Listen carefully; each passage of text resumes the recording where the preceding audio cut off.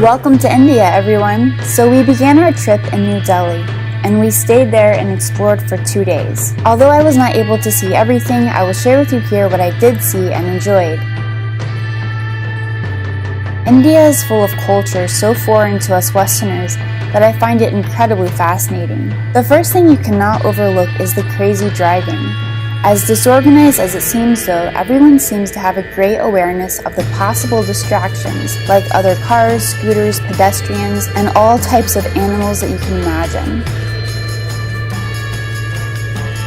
There are usually no lines on the road, and it appears to be the norm that everyone just fits in where they can. Every space on the road is utilized. The many scooters, many holding 3 people, make it a little bit nerve-wracking to us foreigners, and the honking is 100% non-stop. I would never attempt driving here. We paid $50 for a driver all day. He took us around from site to site and was with us for more than 8 hours. That could be on the high side, I do admit. However, we did arrange it through a hotel, so it seemed a little bit safer. We started our trip in New Delhi at the Rashtrapati Bhavan. This is now the official residence of the President of India. The area of more than 5 acres is a popular space where many ceremonies are held. I was a little disappointed to learn that you cannot get close at all to any of the buildings, but it was worth the stop anyhow. Within view of the Rashtrapati Bhavan, you can see the India Gate, which is quite majestic looking even from a distance. The India Gate was stop number 2 on our trip.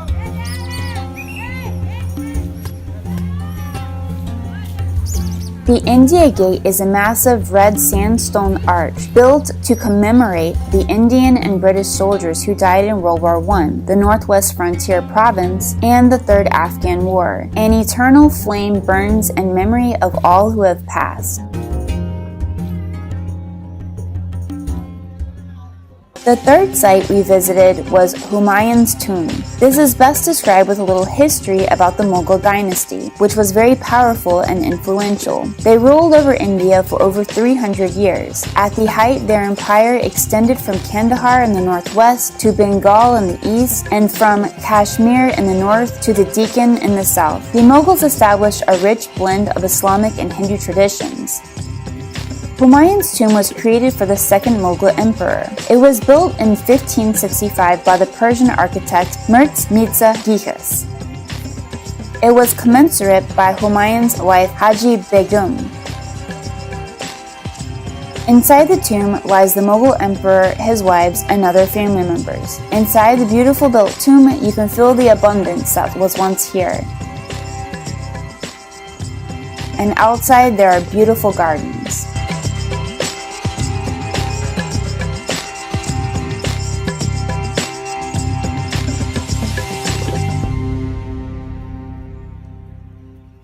After embracing all of the beauty from Humayun's tomb, we made our way to the Lotus Temple. The Lotus Temple is also known as Baha'i House of Worship. This is Delhi's most modern structure. The temple's religion originated in Persia and is based on all humanity being of one race. Followers of all religions are allowed, and it is a place where silence and order prevail. It was completed in 1986 and has the shape of a lotus made from white marble. The most amazing thing about this stop was looking at the temple from the outside. It is truly a magnificent structure. We cannot, however, take footage of the inside, but it was a little bit plain, especially when you compare it to other temples. The thing that I really found fascinating was the people watching. The crowd was incredibly huge to see this temple, and it appeared that 99% of the crowd were people from India.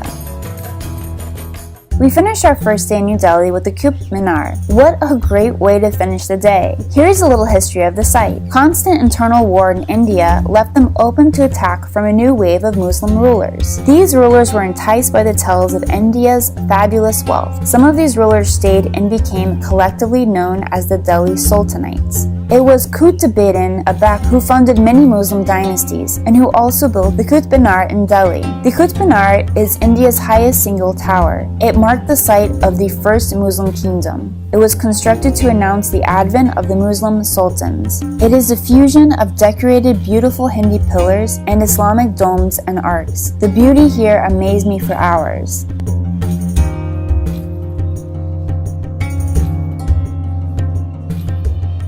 On day 2, we visited 3 sites. All of them were a little further away than the ones we visited on the first day. We started our trip with the Akshardham Temple. From the temple's website, Akshardham means the divine abode of God. It is hailed as the eternal place of devotion, purity, and peace. Swaminarayan Akshardham at New Delhi is a temple abode of God, a Hindu house of worship, and a spiritual and cultural campus dedicated to devotion, learning, and harmony. Unfortunately, I could not take my camera or phone inside of the temple, so I do not have any more footage. However, this is by far the most beautiful temple I have ever seen. Every inch of the temple is either beautifully carved or has some type of artistic masterpiece adorned on it. We spent almost 2 hours admiring this temple's beauty. By the way, this is number 1 on TripAdvisor, and for good reason. It is incredible. The next stop we made was Red Fort, also known as Lal Killa.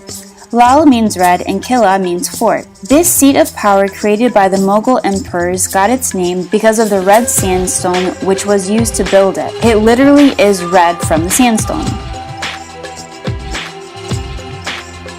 The main entry is through Lahar Gate, which leads directly into a bazaar where you can find all kinds of interesting Indian paintings, pashminas, figurines, jewelry, and all types of souvenirs.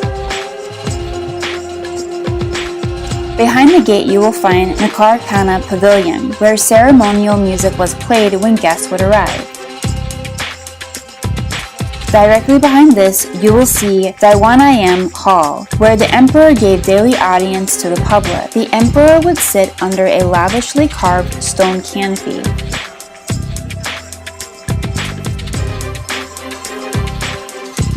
Nearby is the Khas Mahal, where the royal apartments were. There were special rooms for worship and sleeping. There were also summer and winter accommodations. During the winter, the inhabitants would sleep on the top floor, and during the summer, it was too hot, and they would go below to the cooler rooms to escape the heat. We had an amazing guide on this trip, Mr. Dalijit. You can find him at 5seasontours.com. His personal email is dalijitsn@yahoo.com. I will place his information below, and he gave me permission to do so. We highly recommend you contacting him if you are planning on visiting. He gave us such a wonderful tour, and the tour truly helps you capture the history and culture. The last stop of the day was the Laxmiranian Temple, also known as the Bilar Mandir. It is a Hindu temple. This temple was inaugurated by Mahatma Gandhi and was built by Baldeo Das Birla and his sons from 1933 to 1939. It was the first large Hindu temple built in Delhi. The temple is spread over 7 acres and contains many shrines and large gardens. This was another one that I could not film inside because they do not allow any phones or cameras inside. However, it was absolutely beautiful and definitely worth the trip. Alright guys, thanks so much for watching. Please subscribe to the channel and also give this video a thumbs up if you liked it. I will see you in my next video. Love you. Bye.